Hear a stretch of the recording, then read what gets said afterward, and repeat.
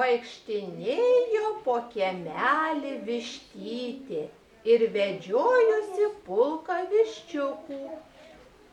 Surado ji kviečio grūdelį. O kas pasės tą grūdelį? Tai ne aš. Ne aš. Tai aš pasėsiu tą grūdelį. Kai kviečiai nunoko, vištytė klausė. O kas nuveš grūdus į malūną? Tai ne aš. Ne aš. Tai aš nuvešiu grūdus į malūną.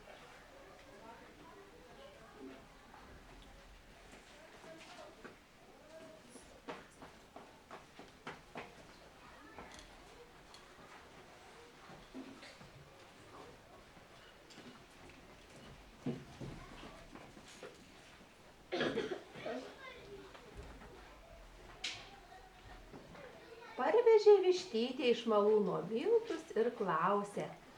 O kas iškeps pyragą? Tai ne aš. Ne aš. Tai aš iškepsiu pyragą.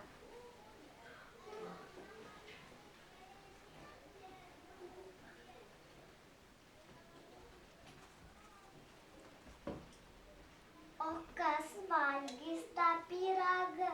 Tai aš. Aš. Netinginėlis, jūs negausit. Pati sulėsiu su savo viščiukais.